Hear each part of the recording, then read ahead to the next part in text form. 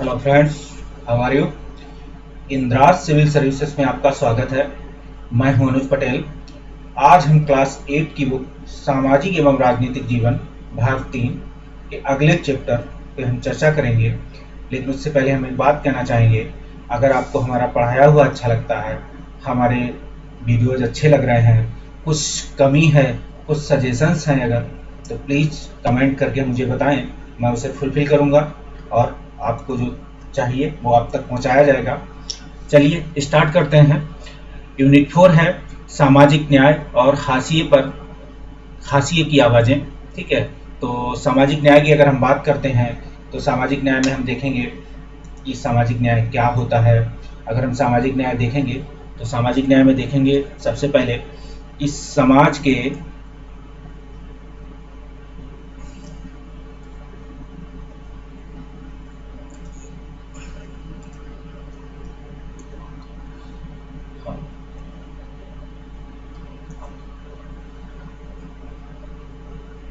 हाँ, तो समाज के मुख्य धारा से जो लोग पीछे छूट गए हैं,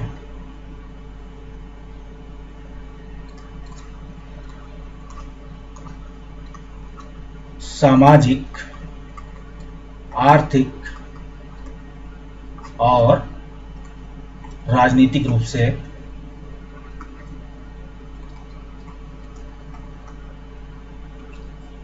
तो उनके लिए हमको बात करनी है, उनकी आवाज़ सुननी है, उन्हें मुख्य धारा में वापस लाना है। सरकारें हमारे लिए या समाज के लिए इन हाशिए के छूटे हुए लोगों के लिए क्या क्या काम कर रही है, क्या क्या योजनाएं चला रही है, ये सब सोशल जस्टिस का पार्ट है। ठीक, और ये सारे काम सरकार भारतीय संविधान के डीपीएसपी में बताए गए कार्यों को वेलफेयर स्टेट के रूप में काम करती है और सरकार की ये जिम्मेदारी है, ठीक, कि वो इस पर कानून बनाए और लोगों को उनका हक दिलाए। और भी संविधान में अन्य तरह के कानून हैं जिनके बनाकर सामाजिक, राजनीतिक और आर्थिक रूप से सशक्त करते हैं, जो हाशिएकरण से निपट सकते हैं। चलिए उससे पहले कुछ बात करते हैं। अगर हम बात करें अग्रही, जो व्यक्ति समूह पुरजोर तरीके से अपनी बात रखता है उसे अग्राही कहा जाता है। अग्राही लिखा है, जो व्यक्ति या समूह पुरजोर तरीके से अपनी बात करता है। मतलब इस चैप्टर के हिसाब से हाशिएकरण से निपटना है तो कोई व्यक्ति या समूह जो सामाजिक और आर्थिक या राजनीतिक रूप से समाज की मुख्य धारा से पीछे छूट गए हैं, तो उनको अपनी बात व्यक्ति या समूह मिलकर, एक व्यक्ति मिलकर या व्यक्तियों का एक समूह मिलकर क्या करेगा, अपनी बात जोरदार तरीके से कहेगा, सरकार के सामने रखेगा, समाज के सामने रखेगा और अपनी बात कहेगा। अगर हम करें बहिष्कार की बात करें, अगर हम, ठीक है, अगले चैप्टर की बात बहिष्कार, इसका मतलब है कि किसी व्यक्ति या समूह को बाहर निकाल देने या प्रतिबंधित कर देने से होता है। ठीक है, इस अध्याय में यह शब्द व्यक्ति और उसके परिवार के सामाजिक बहिष्कार के विषय में आया है। बहिष्कार से संबंधित एक बात और बताते हैं आपको।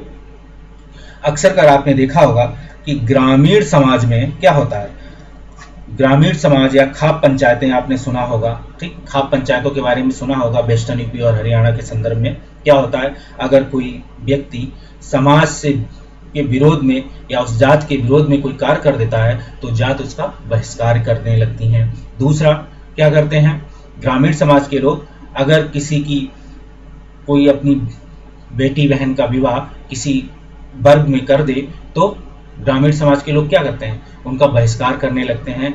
क्या करने लगते हैं, हो सकता है ग्रामीण समाज में आपने देखा होगा क्या कहते हैं, रोटी पानी बंद करते हैं। ठीक है, ऐसा शब्द सुने होंगे। ठीक है, और नैतिक रूप से निंदनीय क्या कहते हैं, ऐसे कृत्य जो सभ्यता और प्रतिष्ठा के सारे कायदे कानूनों के खिलाफ होते हैं।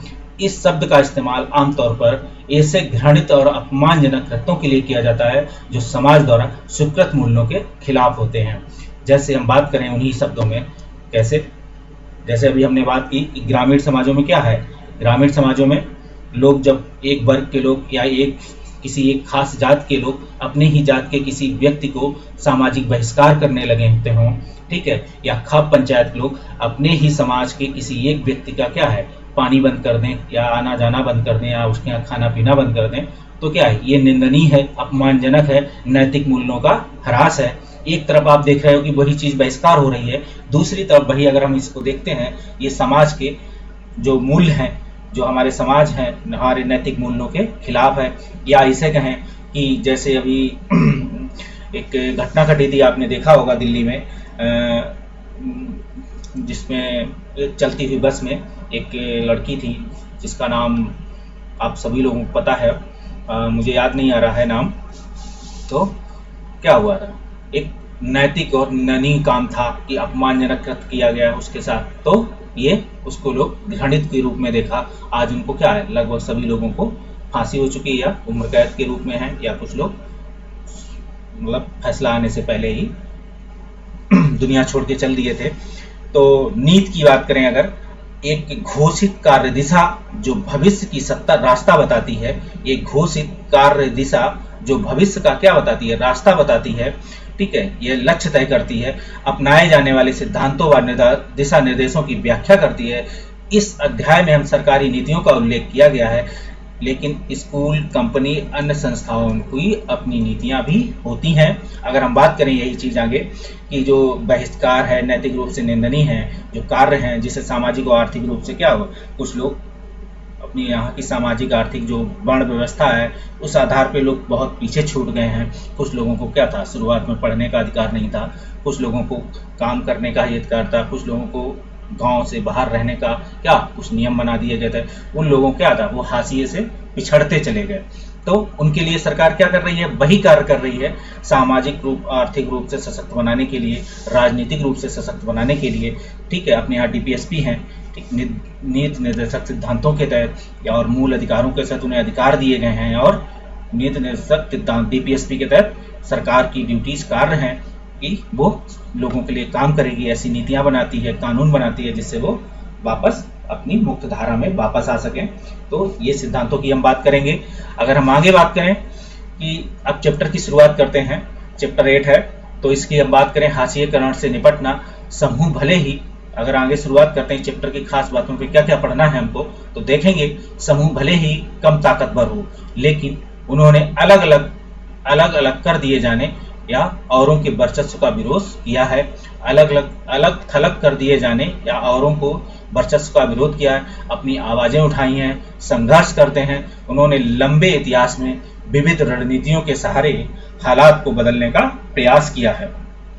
आपने देखा होगा, अगर हम बात करें जो एशियन काल देख लें, चाहे मेडिवल एशियन देख लें या मॉडर्न हिस्ट्री में देख लें, ठीक, लगातार सामाजिक आंदोलन होते रहे। लोगों के यहाँ क्या हो गए, लोग जो सामाजिक रूप से लोगों पीछे छूट गए थे, हाशिए में पीछे, जो वो अपनी आवाज़ कहते रहे। कुछ लोग मिलके कहते रहे, कुछ समूह बनाकर कहते रहे, कुछ लोग क्रांतिकारी कदम उठाए इसमें, ठीक, कुछ लोग लड़े इसके लिए। फिर धीरे धीरे जब हम कहते हैं औपनिवेशिक शासनकाल की बात आती है, तो औपनिवेशिक शासनकाल में उनके लिए कुछ कार्य किए गए। फिर हमारे समाज के कुछ पढ़े लिखे लोग जो पाश्चात्य शिक्षा से शिक्षित होकर विदेशों से वापस लौटे, तो उन्होंने अपने यहाँ क्या हुआ, सामाजिक आंदोलन की एक श्रृंखला शुरू की औपनिवेशिक शासनकाल में, और सरकार पे दबाव बनाया कि ये इनके लिए काम करें, जैसे विधवा विवाह, ठीक है, कन्या भ्रूण हत्या या कन्या शिशु बाल विवाह की बात हो चुकी है, विधवा विवाह की बात कर रहा हूँ। ये सब क्या था, सामाजिक आंदोलन की बात थी।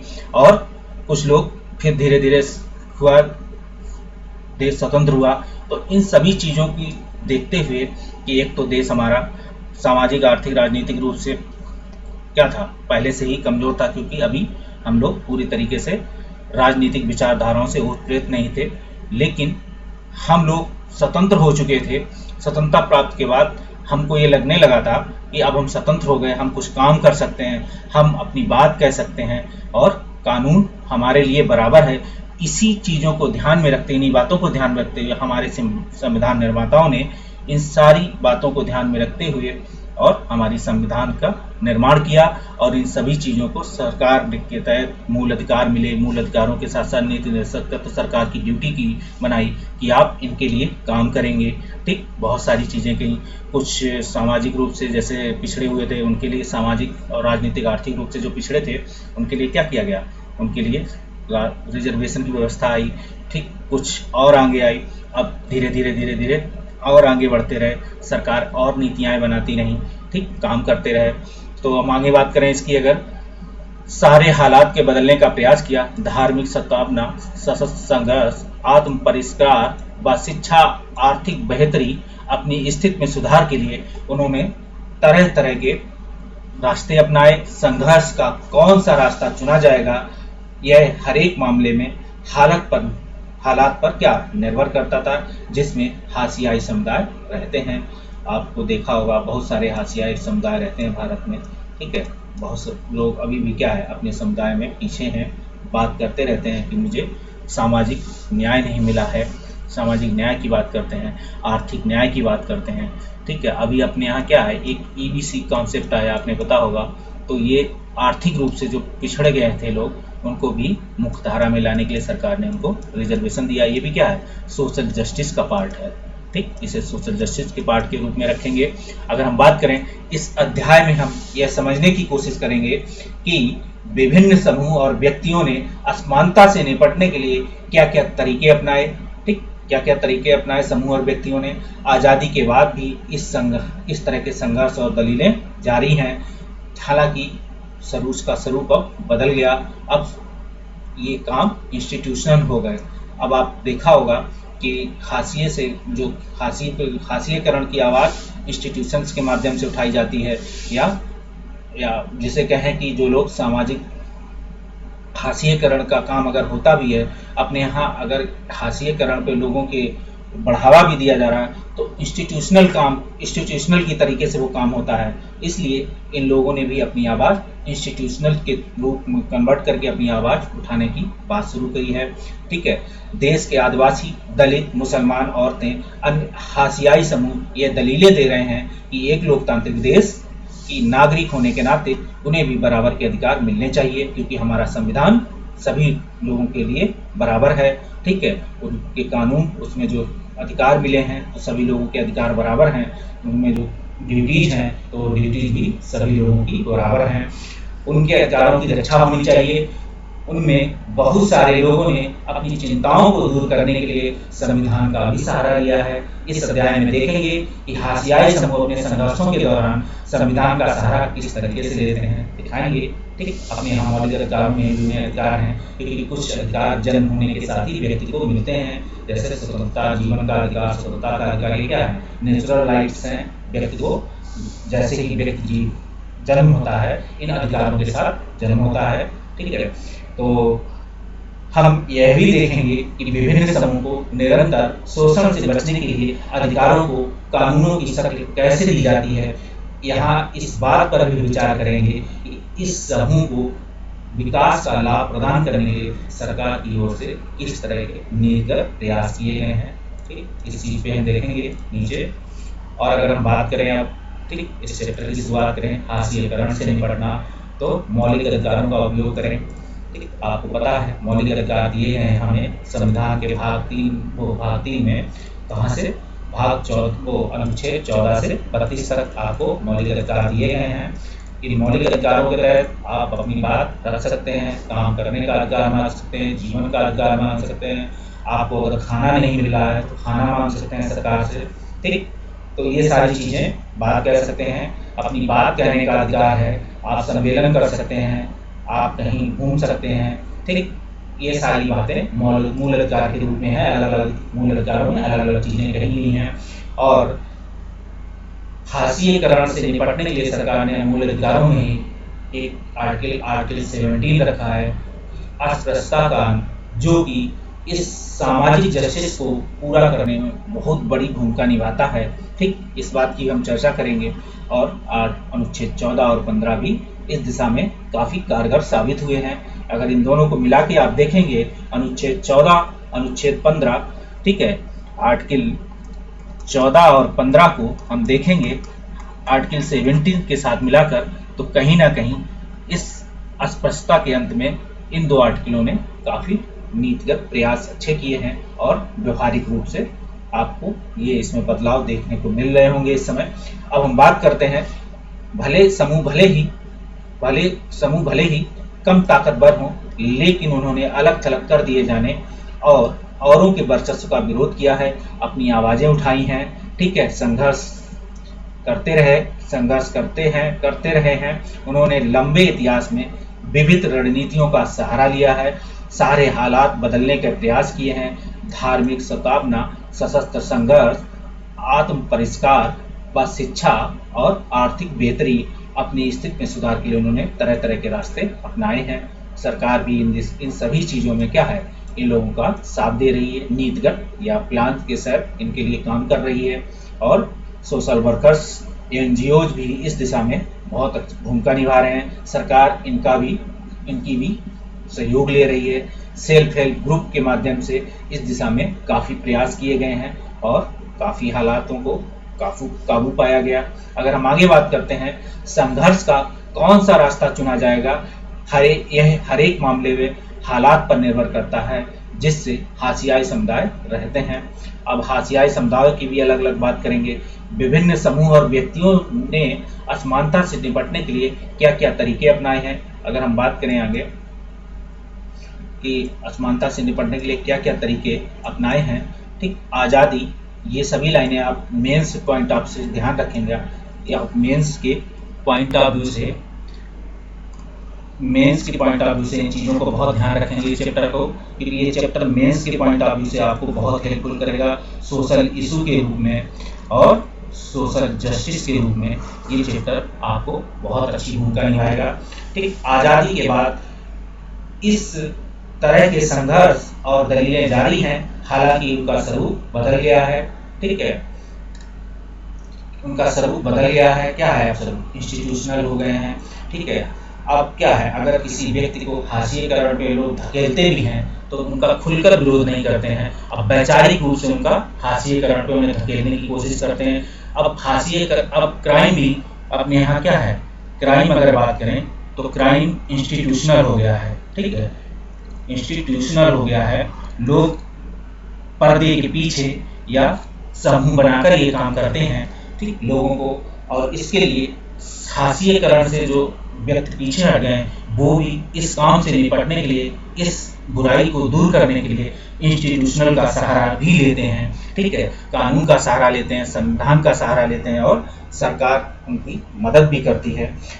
आज हमारे देश के आदिवासी, दलित, मुसलमान, औरतें एवं अन्य हाशियाई समूह यह दलील दे रहे हैं कि एक लोकतांत्रिक देश के नागरिक होने के नाते उन्हें भी बराबर अधिकार मिलने चाहिए, क्योंकि हमारे देश, हमारा संविधान सभी लोगों को बराबर अधिकार देता है, चाहे वो अमीर हो चाहे गरीब हो। ठीक, कानून और संविधान सबके लिए बराबर है। ठीक, आपको कल भी ये चैप्टर बताया था कि आर्टिकल 22 के तहत अगर आपको वकील या आपके पास कोई दलील, आपकी बात रखने के लिए कोर्ट में कोई वकील नहीं है, तो सरकार की तरफ से आपको क्या है, एक वकील मुहैया कराया जाएगा। ये आर्टिकल 22 के तहत उस व्यक्ति को अधिकार है। नागरिक होने के नाते उन्हें भी बराबर का अधिकार मिलना चाहिए, अधिकारों की रक्षा होनी चाहिए। उनमें से बहुत सारे लोगों ने अपनी चिंताओं को दूर करने के लिए संविधान का सहारा लिया है। इस हाशियाई समूह अपने संघर्षों के दौरान संविधान का किस तरह सहारा लेते हैं ये देखेंगे। हम यह भी देखेंगे कि विभिन्न समूहों को निरंतर शोषण से बचाने के लिए अधिकारों को कानून की शक्ल कैसे दी जाती है। यहाँ इस बात की भी विचार करेंगे कि इस समूह को विकास का लाभ प्रदान करने के लिए सरकार किस ओर से किस तरह के नीतिगत प्रयास किए गए हैं। इस तरीके की बात हम कहें अगर, तो ये इंस्टीट्यूशनल की बात करेंगे। ठीक है, इंस्टीट्यूशनल की बात करेंगे। आगे हम बात करें अगर, तो चलिए चैप्टर 8 हमें लग रहा है रिपीटिशन हो गया है कुछ, चलिए आगे बढ़ाते हैं। हाशिएकरण से निपटना, मौलिक अधिकारों का उपयोग। ठीक है, संविधान में ऐसे कई सिद्धांत सूत्रबद्ध किए गए हैं जो हमारे समाज एवं राज्य व्यवस्था को लोकतांत्रिक बनाते हैं। ठीक है, और क्या है, इस सिद्धांतों को मौलिक अधिकारों के जरिए परिभाषित किया गया है। हमारे संविधान का एक महत्वपूर्ण हिस्सा है। ये अधिकार सभी व्यक्तियों को समान रूप से उपलब्ध होते हैं। जहाँ तक हाशियाई तबकों की बात है, उन्होंने अधिकारों को दो तरह इस्तेमाल किया है। ठीक है, उन्होंने बताए हैं। पहला है, अपने मौलिक अधिकारों पर जोर देकर उन्होंने सरकार को अपने साथ हुए अन्याय पर ध्यान देने के लिए मजबूर किया है। ठीक, और आपको एक चीज़ बताते हैं कि मौलिक अधिकार जो हैं अपने यहाँ जो फंडामेंटल राइट हैं, ठीक है, फंडामेंटल राइट की बात करें अगर, तो फंडामेंटल अगर राइट की बात करते हैं तो फंडामेंटल राइट के तहत क्या है, ये व्यक्ति को राज्य द्वारा प्रदान किए जाते हैं। ठीक है, साथ ही ये मौलिक अधिकार क्या है, एक नकारात्मक अवधारणा है जो व्यक्ति को राज्य द्वारा प्रदान किए जाते हैं।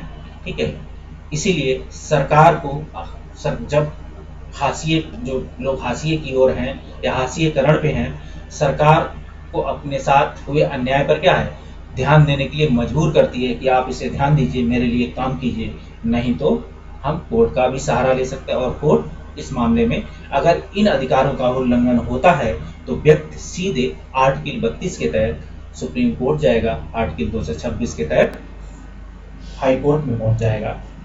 अभी बात रखने, दूसरा, उन्होंने इस बात के लिए दबाव डाला है कि सरकार, अगर हम दूसरी बात करें यहाँ पे, इस बात के लिए दबाव डाला है कि सरकार इन कानूनों को लागू करे। ठीक है, कई बार हाशियाई तबकों के संघर्ष की वजह से ही सरकार को मौलिक अधिकारों की भावना के अनुरूप कानून भी बनाने पड़े हैं। ठीक है, अगर बहुत सारे ऐसे काम हुए जो मौलिक अधिकारों के और भावना के अनुरूप कानून बनाने पड़े हैं। पहली अगर हम बात करते हैं यहाँ पे, तो पहली बात करें अगर, देखिए आप, जैसे महिलाओं के खिलाफ जो हिंसा की बात थी, ठीक, आप इन अधिकारों के तहत उन्होंने अपनी बात रखी। ठीक, काम करने के अधिकार के तहत उन्हें मौलिक अधिकार के तहत कानून बनाना पड़े। ठीक है, हिंसा महिलाओं के खिलाफ घरेलू अधिनियम, हिंसा अधिनियम 2006। फिर अगर हम और आगे बात करें, इसके साथ ही कि जीवन का अधिकार, या हम कहें कि भोजन का अधिकार, ठीक, या इस आगे कहें कि शिक्षा का अधिकार, ये सब क्या है, ये सब संघर्ष और इनकी वजह से क्या है, मौलिक अधिकारों के अनुरूप कानून बनाने पड़े। और ये मौलिक अधिकारों के रूप में सरकार को कानून बनाकर भाग 3 में ही इम्प्लिसिट भी करना पड़ा कि ये मौलिक अधिकार है। सुप्रीम कोर्ट ने अपनी गाइडलाइन में जब इन्हें कहा दिया कि ये व्यक्ति का मौलिक अधिकार है, तो सरकार को उसको अमेंडमेंट करके उसे मौलिक अधिकार के रूप में जोड़ना पड़ा। अभी हमारे संविधान में हाल ही में, ठीक, निजता के अधिकार को भी जोड़ा गया है। आपको पता होना चाहिए, नया नया कॉन्सेप्ट है, इसके बारे में अच्छे से आप पता कीजिए। ठीक है, संविधान के अनुच्छेद 17 के अनुसार अस्पृश्यता या छुआछूत का उन्मूलन किया जा चुका है। ठीक, और इसका मतलब यह है कि कोई व्यक्ति दलितों को पढ़ने, मंदिरों में जाने, सार्वजनिक सुविधाओं का इस्तेमाल करने से नहीं रोक सकता। इसका मतलब यह भी है कि छुआछूत गलत है और लोकतांत्रिक सरकार इस तरह के आचरण को बर्दाश्त नहीं करेगी। लिहाजा अस्पृश्यता का एक दंडनीय अपराध है। अगर आप ऐसा करते पाए जाते हैं तो आपको कानूनी रूप से सजा या जुर्माना हो सकता है। सजा का प्रावधान इसमें होगा ज़्यादा, जुर्माना या दंड का तो प्रावधान की यहाँ संभावना कमी है, ध्यान रखिएगा इस बात का। ठीक, और हम बात करें इसकी अगर हम और आगे बात करें कि हमारे यहाँ प्राचीन काल से ही देख लीजिए आप, इस वर्ण व्यवस्था ने सामाजिक हाशिएकरण में लोगों को धकेला। ठीक, इस तरीके से बात होती जब देखा गया अपने बेसिक शासनकाल के दौरान, जब सामाजिक आंदोलन शुरू हुए।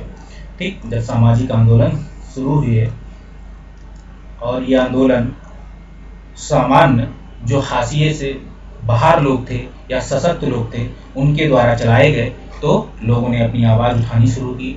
बहुत सारे कानून औपनिवेशिक शासनकाल में ही बन गए थे। इसके बाद जब देश स्वतंत्र हुआ तो स्वतंत्रता के बाद हमारे संविधान में उनको लिपिबद्ध कर दिया गया और सरकार ने समय समय पर उनके कानून बनाकर लोगों को इससे आगे बढ़ाया। आज स्वतंत्रता के बाद क्या है, कोई व्यक्ति या दलित मंदिर में जाने और पढ़ने से उन्हें नहीं रोक सकता। हालांकि इस पर काफ़ी बार विरोध होता रहता है। मिड डे मील की घटनाएं आप देखते रहते हैं। मंदिरों में आप देखते रहते हैं कि मंदिरों में अभी भी क्या है, लिंग के आधार पे भी मंदिरों में जाने से रोक देते हैं। चाहे हम बात करें सबरीमाला का मंदिर हो, ठीक है, चाहे शनि सिग्नापुर का मंदिर हो, इनमें क्या था, महिलाओं को जाने से प्रवेश वर्जित किया गया।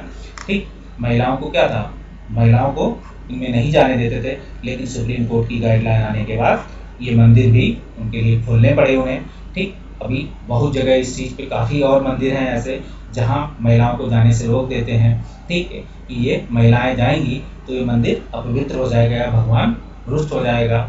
जैसे भगवान उनके लिए सिर्फ है, स्त्रियों के लिए नहीं है, या सवर्णों के लिए है, दलितों के लिए नहीं है। ठीक, तो ये सारे कॉन्सेप्ट मनुष्य ने अपने स्वार्थ के लिए बनाए हुए थी और उनका पीढ़ी दर पीढ़ी उपयोग करते चले आए। तो इस भावना को संविधान ने और कानून ने तोड़ दिया। आगे हम बात करते हैं। ठीक, इस्तेमाल से नहीं रोक सकता, इसका मतलब यह भी है कि छुआछूत गलत है। लोकतांत्रिक सरकार इस तरह के आचरण को बर्दाश्त नहीं करेगी। ठीक है, लोकतांत्रिक सरकार में क्या है, लोकतंत्र में सभी लोग समान हैं, अपने यहाँ समानता का अधिकार दिया गया है। ठीक है, आचरण को बर्दाश्त नहीं करेगी, लिहाजा अस्पृश्यता क्या है, दंडनीय अपराध है। ठीक, अगर कोई आप ऐसी भावना भड़काते हैं तो अगर आपको ये प्रूफ सिद्ध होता है, कोई आपके खिलाफ अगर इस पर चार्जशीट दाखिल करता है या कोई लिखता है तो ये दंडनीय अपराध की श्रेणी में है। इस चीज़ का भी है। संविधान में ये से दूसरे भी अनुच्छेद हैं जो अस्पृश्यता के खिलाफ हैं।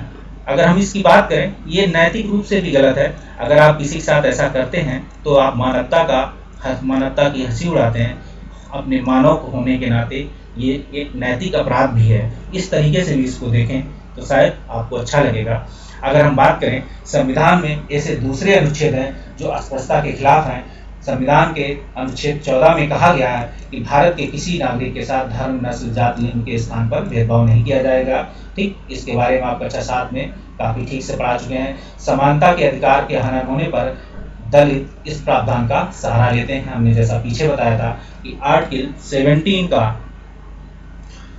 के अपराध को रोकने के लिए, जो अस्पृश्यता को रोकने के लिए व्यक्ति 14 और 15 का सहारा लेता है। आपको इस चीज पे भी बताया था कि विधि के समक्ष समानता, विधि के समक्ष संरक्षण की बात है। और 15 कहता है कि धर्म, नस्ल, जाति, लिंग के जन्म स्थान के आधार पर आप किसी के साथ भेदभाव नहीं करेंगे। ठीक, इस चीज पे भी ध्यान रखेंगे। अगर हम बात करते हैं आगे, दलित शब्द का मतलब होता है दबा कुचला। आप इस शब्द से भलीभांति परिचित होंगे, आपके आसपास समाज में आपने देखा होगा।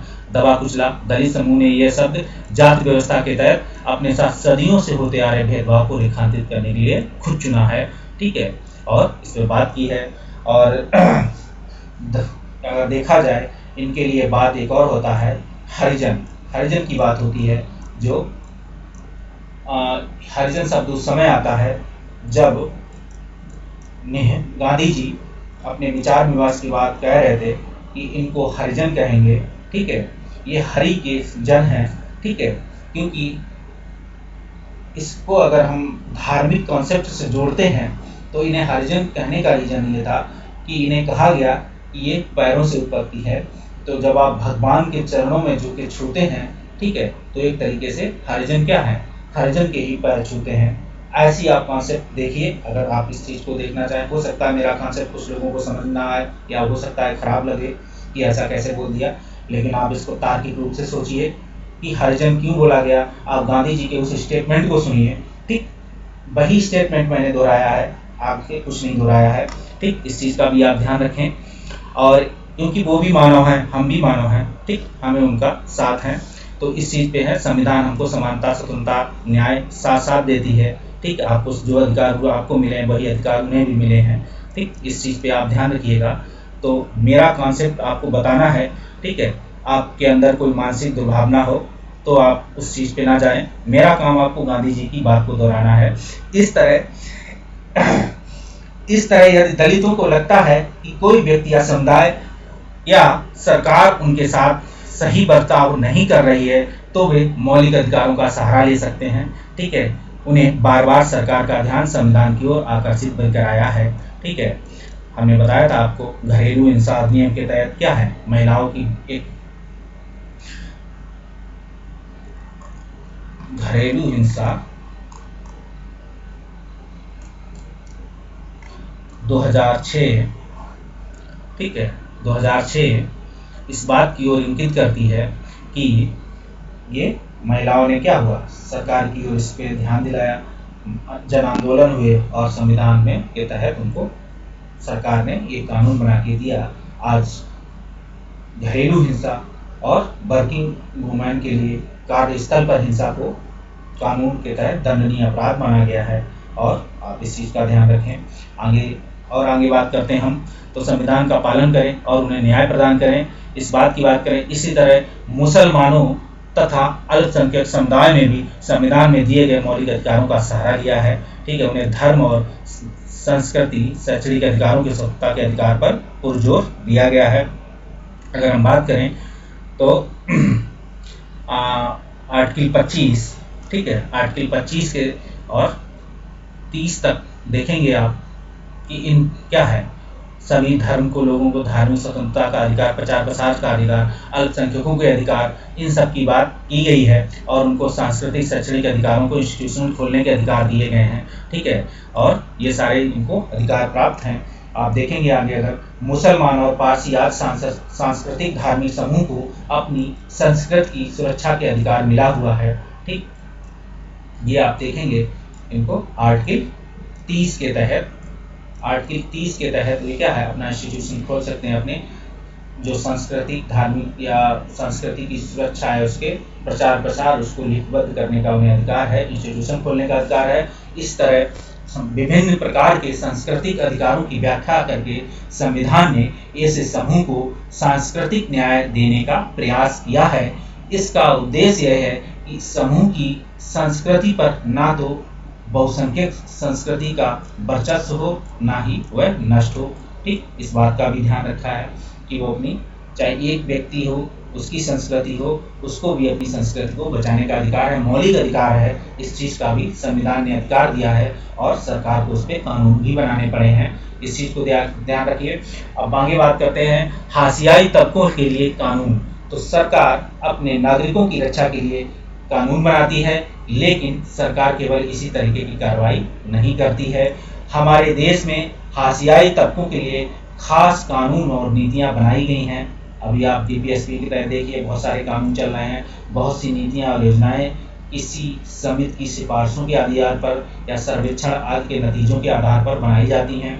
सरकार इस तरह की नीतियों को प्रोत्साहन देती हैं और ताकि खास तबकों को सही अवसर उपलब्ध कराए जा सकें, खास तबकों को सही अवसर उपलब्ध कराए जा सकें। इस बात की बात है। सामाजिक न्याय को प्रोत्साहन की बात देने की बात करें, संविधान को लागू करने के लिए राज्य और केंद्र सरकारें जनजातीय आबादी वाले या भारी दलित आबादी वाले इलाकों में विशेष प्रकार की योजनाएं लागू करती हैं।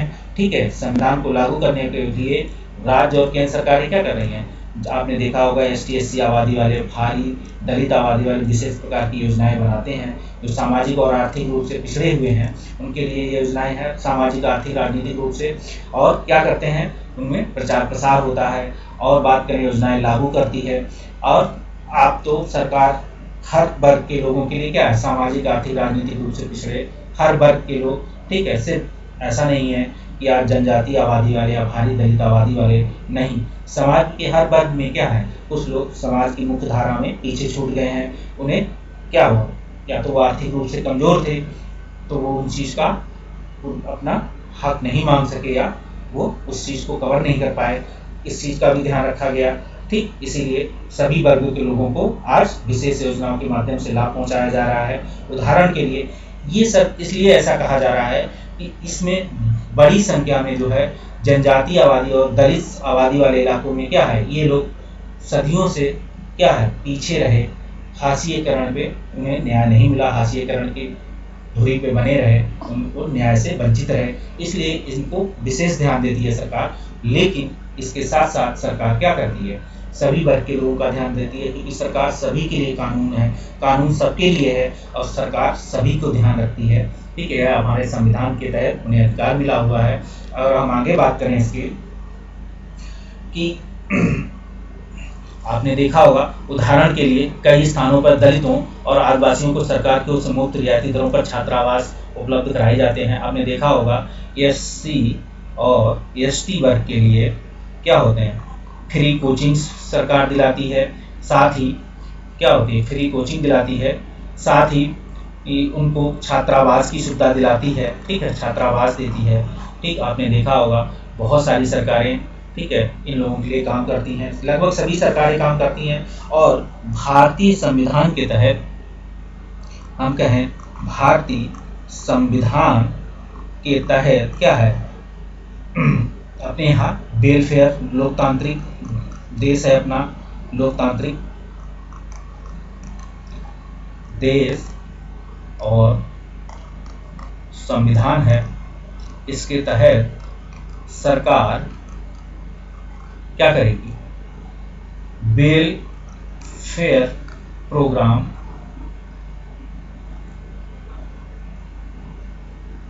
चलाएगी। ठीक है, इस चीज पे ध्यान रखें आप, ताकि शिक्षा से हासिल सुविधाएं कर सके और ताकि व्यवस्था में निहित असमानता को खत्म किया जा सके। ठीक है, जो आप देखे होंगे कि बहुत लोग अभी असमान है, चाहे वो सामाजिक रूप से, चाहे आर्थिक रूप से, चाहे राजनीतिक रूप से, इन सभी को फुलफिल करने के लिए हमारे क्या है, लोगों को न्याय दिलाने के लिए सारे काम किए गए हैं। आपको चैप्टर में बताया था, अपने यहाँ संविधान के तहत लोकसभा सीटें, राज्यसभा सीटें, लोकसभा सीटें या विधानसभा में सीटें क्या है, कुछ खास वर्ग के लिए आरक्षित होती हैं, रोटेशन बेस पे उन्हें देते हैं कि आपको इतने से इतने तक तो आपको रखना ही है, बाकी अलग से अलग मिल जाए, कोई बात नहीं। ठीक है, खत्म करने के लिए ठोस कदम उठाए जा सकें, आरक्षण की व्यवस्था इस तरह की महत्वपूर्ण कानूनी नीति है। आपने देखा होगा, आरक्षण की बात हम पहले भी अभी कर चुके हैं इसी चैप्टर में। ये आरक्षण आपको इसी के तहत मिला हुआ है कि हाशिएकरण पे जो लोग पीछे छूट गए हैं। ठीक है, पहले आप देखे होंगे इस संविधान बना तो एससी और एसटी को मिला।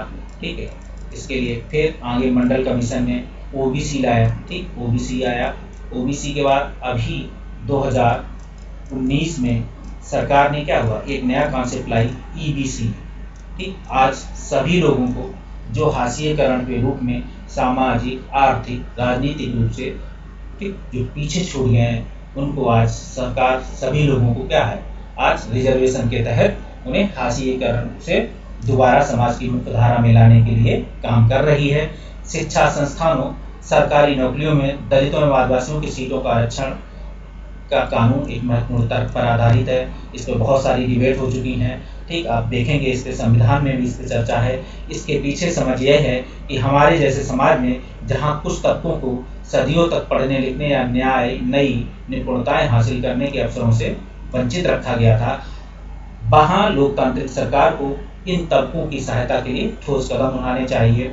ठीक है, और सरकार इस दिशा में काम भी कर रही है, संविधान के तहत काम कर रही है, ऐसा भी नहीं कि संविधान के परे जाकर काम कर रही है। ठीक, संविधान के जो आर्टिकल्स हैं उनके तहत कानून और नीतियां सरकार बनाती है और काम करती है।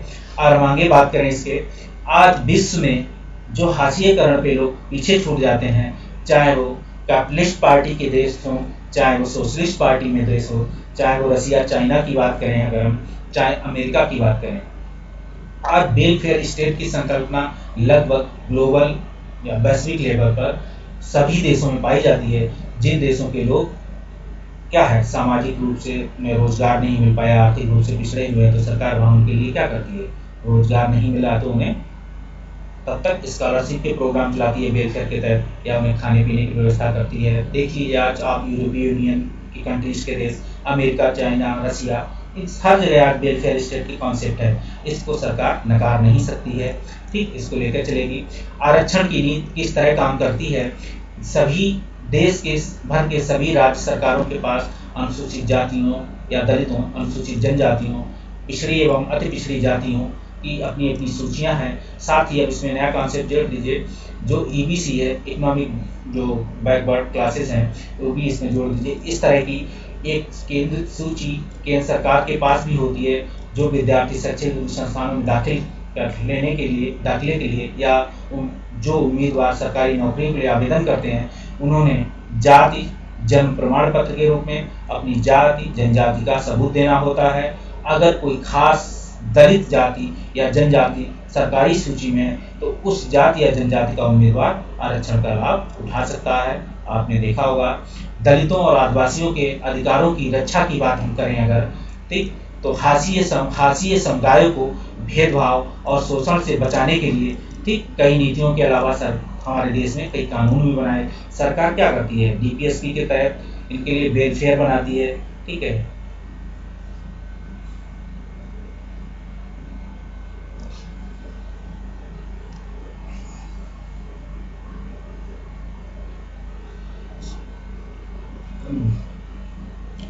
वेलफेयर प्रोग्राम और साथ में क्या करेगी, कानून भी बनाती है, ठीक, ये भी ध्यान रखिएगा, क्योंकि कानून के तहत वो अपने अगर उनके साथ भेदभाव होता है दोबारा को इंस्टीट्यूशनल तरीके से या खुले रूप में, तो वो उन कानूनों के तहत अपना न्याय मांग सकते हैं, ठीक है। अब सच्ची घटना पर आधारित एक केस सीरीज है। आप इस चीज़ को मैंने इसलिए डाला है कि ये केस स्टडीज आपको जीएस के 4th पेपर में काम आएगी। साथ ही आपको समझ भी विकसित होगी कि कैसे केस स्टडीज पे काम करना है, लिखना है, इस पे देखेंगे। तो ये काल्पनिक सच्ची घटना पर आधारित है। क्या है, जगमाल गुड़गांव के लोग एक बड़े त्योहार की तैयारी में जुटे हैं। यहाँ हर 5 साल में एक बार स्थानीय देवता की पूजा की जाती है, ठीक है। 5 दिन चलने वाले उत्सव में आसपास के 20 गांव के पुजारी इकट्ठा होते हैं। इस कार्यक्रम की शुरुआत में दलित समुदाय का एक व्यक्ति सारे पुजारियों के पैर धोता है और धोबन के इस पानी से नहाता है, ठीक है। ये दलित समुदाय का व्यक्ति आता है, ऐसा काम करता है, जो सामाजिक और आर्थिक रूप से अगर देखा जाए, वो अगर आर्टिकल 17 का यहाँ यूज किया जाए तो कानूनी रूप से अपराध है, दंडनीय अपराध है। जगमालपुर में यह रत्नम के परिवार के लोग करते हैं, ठीक, ये रत्नम का परिवार है, वो करता है।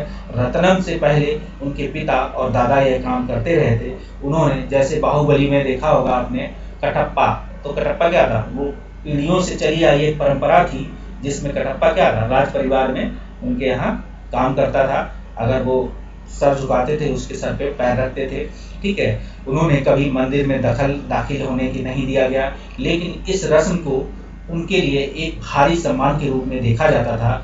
इस बार रत्नम की बारी थी।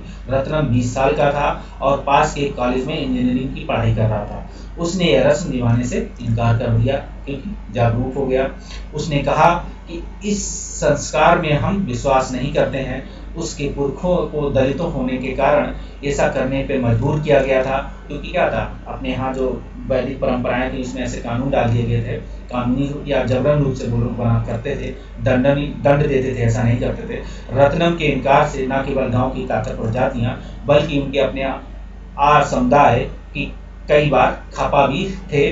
ऊंची जातियों के लोगों को यह देखकर हैरानी थी कि कच्ची उम्र का एक नौजवान हुक्म मानने से इनकार कर दिया। आपने देखा होगा अक्सर कर ग्रामीण समाज में क्या होता है, जो उच्च जाति के लोग होते हैं, अगर उनका कोई काम मानने से कोई मना कर देता है तो उन्हें क्या होता है, अचानक क्या होता है, उन्हें लगता है कि ये तो हमारी परंपरा है, हमारी संस्कृति, हमारी अपमान करना, उसे वो अपमान समझते हैं। इस पे कभी कभी वो एक जबरन या क्या करते हैं, हिंसात्मक रूप भी ले लेती हैं घटनाएं। ऊंची जातियों के लोगों की यह देखकर हैरानी होती है कि कच्ची उम्र का एक नौजवान उनका हुक्म मानने से इनकार कर रहा है। उनको लगता था कि रत्नम की पढ़ाई लिखाई ने उसे बिगाड़ दिया है, ठीक, रत्नम की पढ़ाई लिखाई ने उसे बिगाड़ दिया है। अब वह खुद को उनके बराबर मानने लगा है, ऐसा उनके गांव की जो उच्च जातियां लोग वही होंगे उनका मानना था। ठीक है, रत्नम की जाति के लोगों की ऊंची जाति वाले लोगों के गुस्सों की आशंका से डरे हुए थे। उनमें बहुत सारे सवर्णों के खेत खलिहानों में दिहाड़ी पर मजदूरी करते थे। अगर प्रभुत्वशाली जातियां उन्हें काम करना देना बंद कर दें तो वो क्या खाएंगे, जिंदगी कैसे चलेगी। उच्च जातियों ने यह भी ऐलान कर दिया था कि अगर दलित नहीं झुकेंगे तो उन्हें स्थानीय देवता का अभिशाप लगेगा। ये उन्होंने क्या हुआ, ब्राह्मण समाज ने उन्हें ऐसा डराने की कोशिश की। रत्नम की दलील यह थी, चूंकि आज एक भी दलित मंदिर के भीतर नहीं गया है, इसलिए देवता के उन पर गुस्सा होने का कोई सवाल ही नहीं उठता है। ठीक है, वो अपनी बात तर्क के साथ कह गया। ताकतवर जातियों ने रत्नम को सबक सिखाने के लिए ठान ली। जैसा हमने पहले कहा क्या कि उनको लग गया कि ये हमारे सम्मान के खिलाफ है। ठीक है, उन्होंने उसके समुदाय को हुक्म दिया कि वे रत्नम और उसके परिवार का बहिष्कार करते हैं। क्या होता है ग्रामीण समाज में, इसी तरीके से लोग बहिष्कार करते हैं। ठीक, और आगे करें, सभी को यह आदेश दिया गया कि कोई भी उनके परिवार से किसी तरह का संपर्क नहीं रखेंगे। एक रात को अचानक कुछ लोगों ने आकर रत्नम की झोपड़ी में आग लगा दी। रत्नम किसी तरह अपनी मां के साथ जिंदा भाग निकला। उसने अनुसूचित जाति एवं जनजाति अत्याचार निवारण अधिनियम 1989 के तहत स्थानीय थाने में क्या हुआ, मामला दर्ज करा दिया। बाकी दलित परिवार तब भी उसके समर्थन में आगे नहीं आए। ठीक है, वे डरे हुए थे। उन्हें लगा कि अगर वे अपना मुंह खोलेंगे तो उनकी हालत भी रत्नम जैसी बना दी जाएगी। ठीक है, स्थानीय मीडिया ने इस घटना को काफी ध्यान दिया। बहुत सारे पत्रकारों ने गांव का दौरा किया। रत्नम को उन्होंने दलित प्रतिरोध के प्रतीक के रूप में पेश कर दिया। ठीक, अंततः विवादास्पद रस्म को खत्म कर दी गई, लेकिन उसके परिवार को गांव छोड़कर जाना पड़ा क्योंकि गांव की ऊंची जातियों ने उसका बहिष्कार कर दिए थे। अब आगे बात करें इस पे कि भाषा, और आगे बात करते हैं इस केस को। आप समझिए कि इसी तरीके की घटनाएं घटती हैं। ठीक, अब लेकिन क्या है, मीडिया, सोशल मीडिया इस चीज़ों को खास तौर पे खूब क्या करती है, न्यूज़ पे दिखाती है और लोगों को बताती है कि अभी भी देश में इस तरीके की घटनाएं घट रही हैं, या लोग अभी भी इस मानसिकता के लोग अभी भी समाज में पाए जाते हैं जो मानव को मानव होने के नाते नहीं मानते कि मानव है। ठीक, आज भी उनके अंदर ये मानसिकता ग्रसित है और इस चीज़ को वो अपने तरीके से पेश करते हैं और उनके खिलाफ करते हैं। ठीक है, ऐसा नहीं है कि हम किसी एक जाति का नाम लें। ऐसे जो भी उच्च जातियाँ हैं, हो सकता है कि दूसरी जगह कोई और दूसरी उच्च जाति हो, उनके खिलाफ ऐसी घटना घटी हो, ये भी हो सकता है। ठीक, किसी एक खास जाति को हम कोट करें, ये गलत बात है। लेकिन आगे बात करें, अगर हम भाषा को, अपनी पुस्तक में आपने कबीर के दोहे पढ़े होंगे। कबीर 15वीं सदी के कवि थे। पेशे से बुनकर कबीर भक्ति परंपरा से जुड़े हुए थे। आपने देखा होगा कबीर की कविता परम सत्ता के प्रति उनके प्रेम पर केंद्रित थी। उनका यह प्रेम रस्मों और पंडे पुजारियों के चुंगल से आजाद था। ठीक है, बुनकर कबीर भक्ति परंपरा से जुड़े हुए। आपने देखा होगा बहुत सारे रहस्यवादी कवि क्या होते हैं, अपनी कविताओं से, अपनी क्या करते हैं, अपने गानों से, सूफी लोग अपने गानों के माध्यम से क्या होता है, भगवान को याद करते थे। अपनी कविता, कबीर की कविता क्या होती, परम सत्ता के प्रति उनके प्रेम पर केंद्रित थी। उनका यह प्रेम रस्मों और पंडे पुजारियों के चुंगल से आजाद था। वो कोई भी ऐसा मतलब जो नहीं कहते थे कि आप ऐसा करिए वैसा करिए। ठीक है, तो उनकी कविताओं में ताकतवर लोगों की तीखी आलोचना दिखाई देती है। कबीर ने ऐसे लोगों पर बार बार प्रहार किया जो अपनी धार्मिक और जाति पहचानों के लिए लोगों को सांचे में कैद करते देते हैं। उनकी राय में हर व्यक्ति के पास आध्यात्मिक मुक्ति पाने के प्रयास करने की क्षमता होती है। ठीक है, और बात करें और वे अपने अनुभव के जरिए भीतर के गहरे ज्ञान को हासिल कर सकते हैं। उनके पद सभी मनुष्यों की समानता और श्रम की महत्ता, ठीक है, समानता और श्रम की महत्ता के शक्तिशाली विचारों को सामने लाते हैं। वे एक साधारण कुम्हार बुनकर और घड़े में पानी लाती हैं और सबके श्रम का सम्मान करते हैं। ठीक है, उनके पद में श्रम ही समूचे ब्रह्मांड को समझने का आधार है। उनके पदों में श्रम को मुख्य आधार माना गया है। उनकी प्रत्यक्ष और साहस भरी चुनौतियां आज भी लोगों को प्रेरित करती हैं। उत्तर प्रदेश, राजस्थान, मध्य प्रदेश और बंगाल, बिहार, गुजरात में दलित, हाशियाई समूह, सामाजिक ऊंच नीच की घृणा से करने वाले लोग आज भी कबीर के पदों को गाते हैं। आपने देखा होगा महाराष्ट्र में बहुत सारे क्या है, अम्बेडकर जात के लोगों के साथ। कभी कभी आपको गुजरात की ऐसी घटना देखी, कभी कभी यूपी की 1-2 घटनाएं ऐसी दिखती हैं, ठीक है। आप कभी कभी ऐसी छोटी घटनाएं दिखती रहती हैं।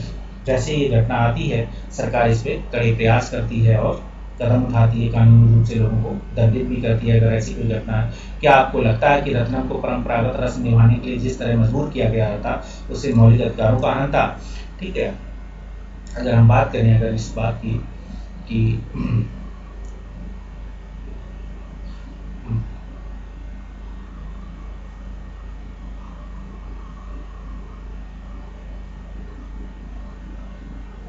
ठीक है, आपको ऐसा क्यों लगता है कि दलित परिवार शक्तिशाली जातियों के घुसने की आशंका से डरे हुए थे? आप लिखिए इस चीज, ठीक है। क्या आप 1989 के कानूनों में 2 प्रावधानों का उल्लेख कर सकते हैं? शब्द संकलन को देखें और अपने शब्दों में लिखें कि नैतिक रूप से निंदनीय पद से आप क्या मतलब समझते हैं। ठीक है, इस चीज को आप पढ़िए और समझिए। अब देखते हैं अनुसूचित जाति और जनजाति अत्याचार निवारण अधिनियम 1989 की बात करें अगर हम, तो यह कानून 1989 में दलित और अन्य समुदायों की मांगों में जवाब में बनाया गया था। उस समय सरकार पर इस बात के लिए भारी दबाव पड़ रहा था कि वह दलित और आदिवासियों के साथ रोजमर्रा होने वाले दुर्व्यवहार और अपमान को रोक लगाने के लिए ठोस कार्रवाई करें। या तो इस तरह का व्यवहार लंबे समय से चला आ रहा था, यूं तो ये इस तरीके का व्यवहार लंबे समय से चला आ रहा था, इसीलिए सरकार 89 में ये अनुसूचित जनजाति और अनुसूचित जाति जनजाति अत्याचार निवारण अधिनियम 1989 लाई, क्योंकि दलित समुदाय जनजाति समुदायों के साथ लगातार रोजमर्रा में व्यवहार होते चले आ रहे थे। इसी को रोक लगाने के लिए सरकार ये अधिनियम लाई। और इस दौरान दक्षिण भारत के कई हिस्सों में अपने हकों का दावा करने वाले बहुत सारे आग्रही दलित संगठन, ठीक है, अपनी बात पुरजोर से कहने वाले संगठन थे ये, ठीक है। आग्रही का मतलब है उन्होंने अपने हकों के जरिए पुरजोर आवाज उठाई। वे तथाकथित जाति दायित्वों का निर्वाह करने को तैयार नहीं थे, ठीक है।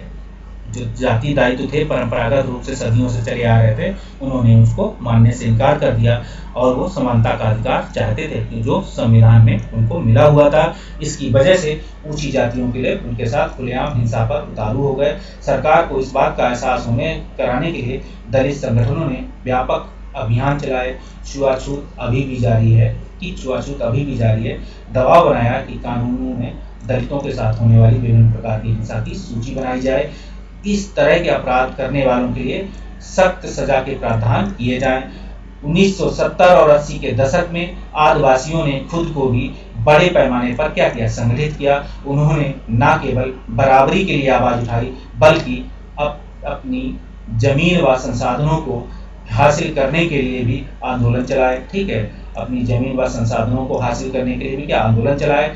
इन आदिवासियों को भी ताकतवर सामाजिक गुटों का गुस्सा झेलना पड़ा और उनके साथ जमकर हिंसा हुई। इस तरीके की अगर हम बात करेंगे कि आदिवासियों को भी ताकतवर सामाजिक गुटों का गुस्सा झेलना पड़ा, ठीक है।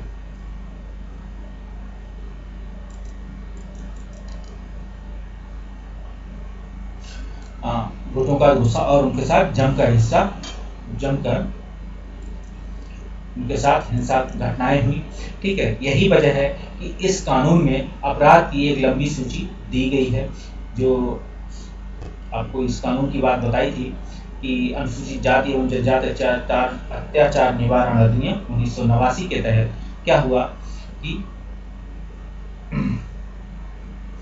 कानूनों की लंबी सूची दी गई और कई अपराध तो इतने भयानक हैं कि उनके बारे में सोचकर ही दिल दहल जाता है।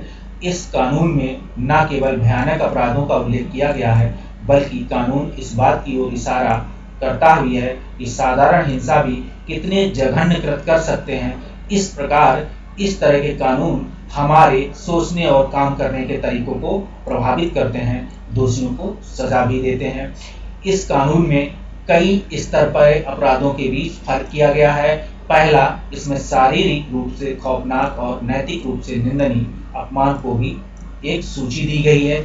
इसका मकसद ऐसे लोगों को सजा दिलाना है। पहला, अनुसूचित जाति एवं जनजाति के किसी व्यक्ति को कोई अखाद्य अथवा गंदा पदार्थ पीने के लिए, खाने के लिए विवश करते हैं, जैसा रत्नम के परिवार के साथ पहले होता रहा था कि वो लोग क्या थे, जो मंदिर की परंपरा थी वहाँ के जो पुजारी होते थे उनको क्या करते थे, नहलाते थे, उनके पैर धोते थे, उसी पानी से वो नहाते और पीते थे। ठीक है, तो ऐसा मना है, ऐसा एक दंडनीय अपराध है। दूसरा, अनुसूचित जाति या जनजाति के किसी व्यक्ति को नंगा करते हैं, नंगा घुमाते हैं, चेहरे पर देह पर रंग लगाते हैं या कोई और ऐसा कृत्य करते हैं जो मानवीय प्रतिष्ठा के अनुरूप नहीं है।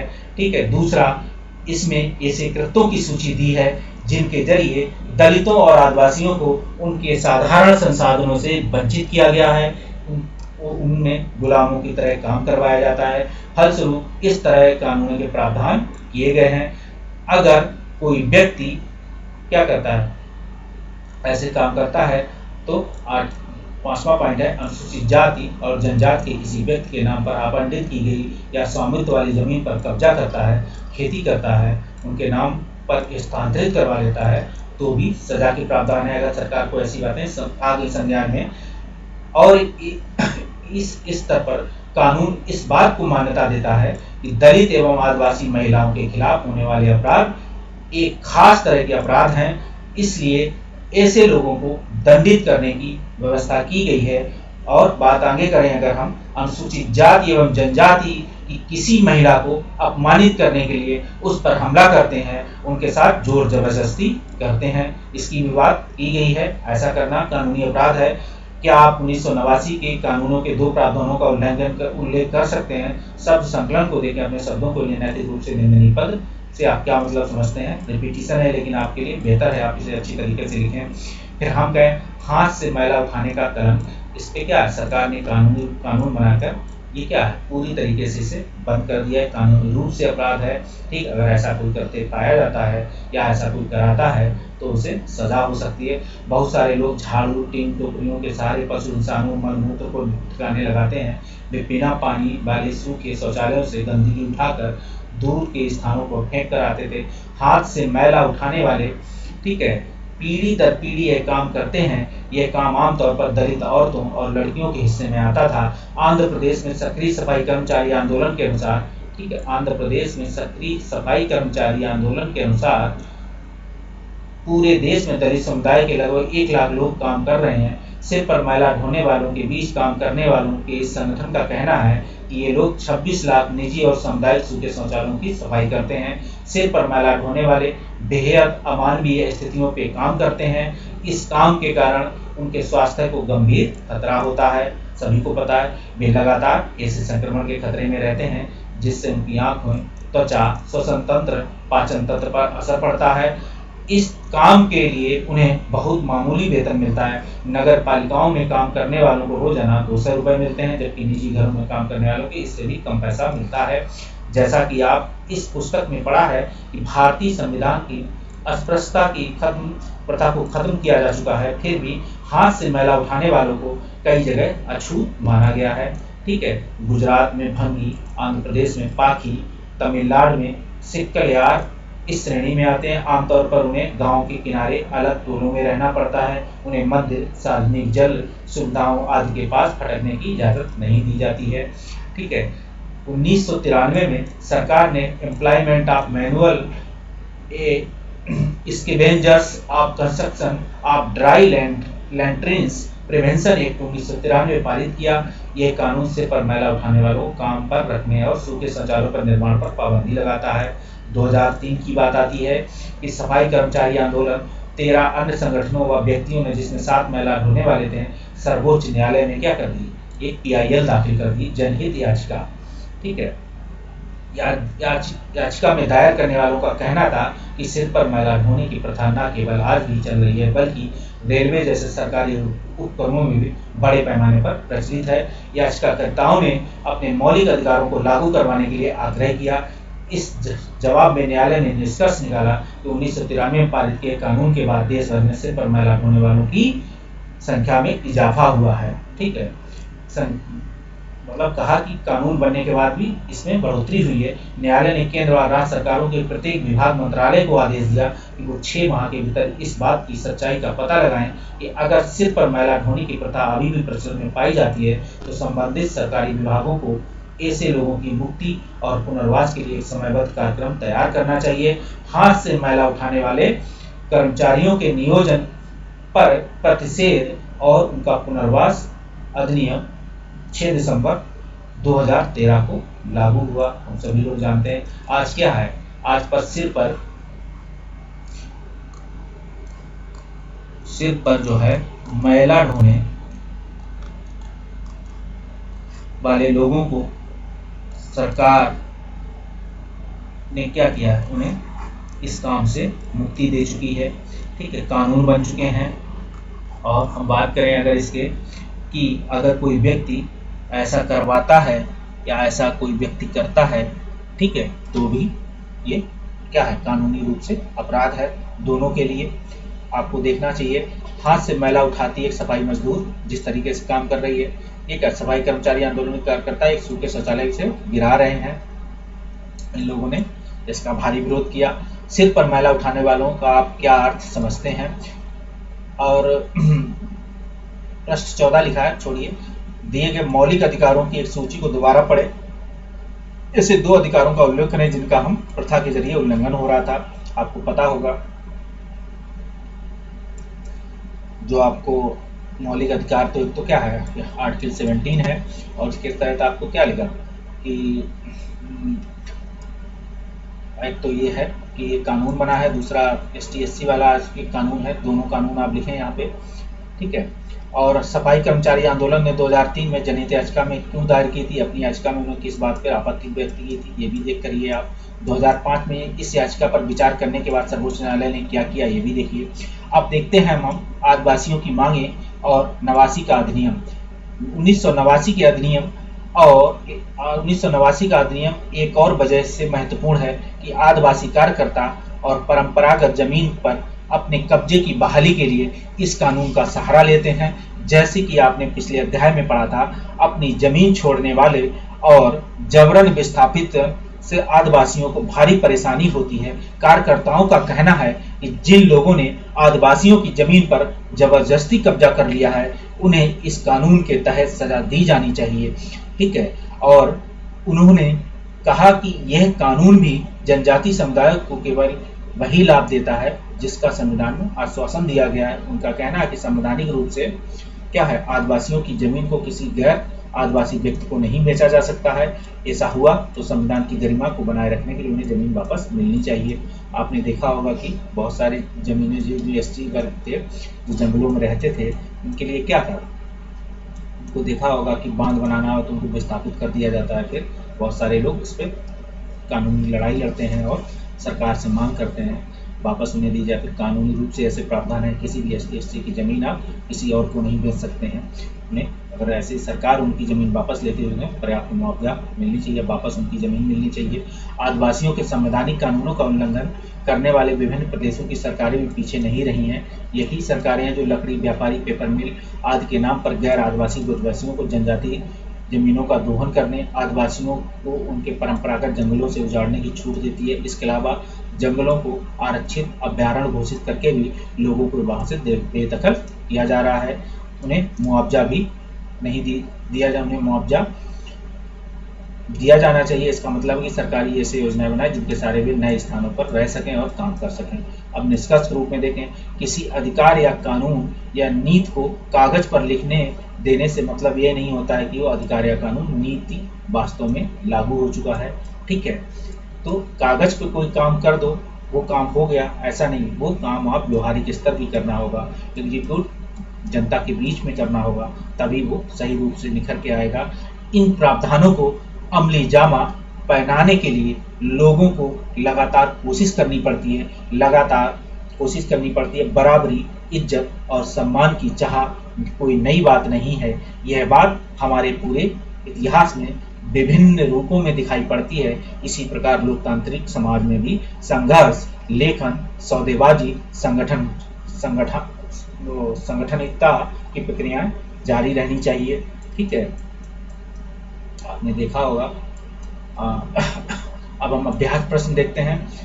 2 ऐसे मौलिक अधिकार बताइए जिनका दलित समुदाय प्रतिष्ठापूर्वक और समतापूर्वक व्यवहार पर जोर देने के लिए इस्तेमाल कर सकते हैं। इस बात का जवाब देने के लिए आप मौलिक अधिकारों को दोबारा से उल्लेख कीजिए या उस क्वेश्चन को यहाँ से काट दीजिए, इससे कोई फर्क नहीं पड़ता है, ठीक। रत्नम की कहानी आप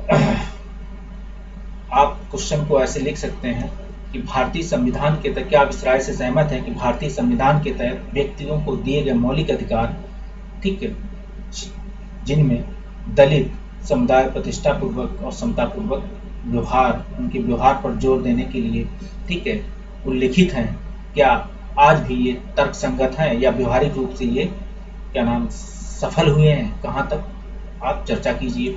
रत्नम की कहानी और 1989 के अनुसूचित जाति और जनजाति अत्याचार निवारण अधिनियम के प्रावधानों को दोबारा पढ़िए और कारण बताइए कि रत्नम ने इस कहानी पे शिकायत क्यों दर्ज कराई।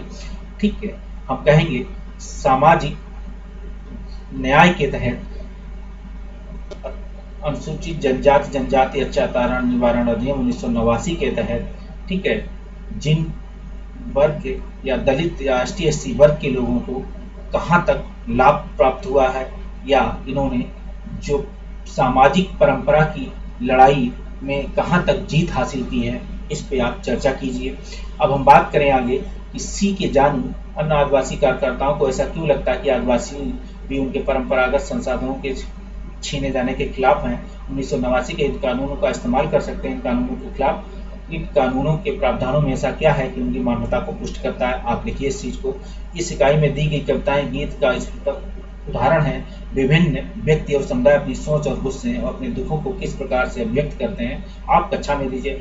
आर्ट एंड कल्चर में क्वेश्चन आपसे कैसे बनेगा हम दिखाते हैं आपको। देखिए, ये सोशल इशू का क्वेश्चन आर्ट एंड कल्चर से कैसे पूछा जाएगा। क्या आप इस राय से सहमत हैं कि भक्ति परंपरा में सूफी संत जैसे कबीर या अन्य औलिया जैसे लोगों ने अपनी भक्ति परंपरा में गीतों के माध्यम से, पदों के माध्यम से, काव्यों के माध्यम से, चाहे रसखान जैसे कवियों ने, ठीक है, क्या किया कि सामाजिक परंपरा में क्या है, उच्च समुदाय के लिए क्या पुरजोर वकालत की या सभी को समान रूप से रहने के लिए। इसको और दोबारा से बनाते हैं क्योंकि हमने 2-3 लाइनें जोड़ दी हैं।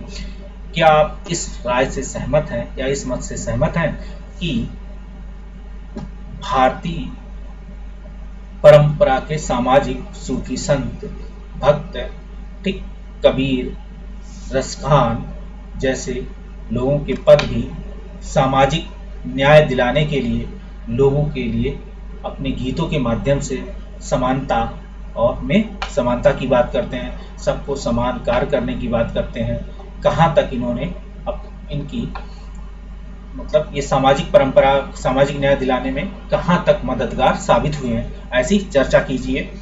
एक ऐसी कविता खोजिए जिसमें सामाजिक मुद्दों की चर्चा की गई, उसे अपने सहपाठियों के साथ पेश कीजिए।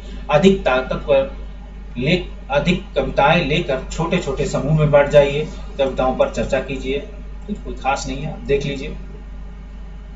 इलाके में किसी एक हाशिए समुदाय का पता लगाइए। मान लीजिए आप उस समुदाय के सदस्य हैं, आप इस समुदाय के सदस्यों की हैसियत से अपने भावनाओं को व्यक्त करने के लिए कोई कविता या गीत, पोस्टर आदि बनाइए। अगर हम इसकी बात करते हैं, ठीक, अब हम कहें सामाजिक न्याय के तहत सरकार ने हाशिए पर जो लोग हाशिए पे पहुंच, हाशिए के समुदाय के लोगों के लिए कौन कौन सी ऐसी नीतियां, कौन कौन से ऐसे कानूनी प्रावधान किए हैं जिससे उनको समाज की मुख्य धारा में वापस लाया जा सके। चर्चा कीजिए उदाहरणों सहित और संवैधानिक कानूनों का भी उल्लेख कीजिए साथ में चर्चा, ठीक, इस तरीके से।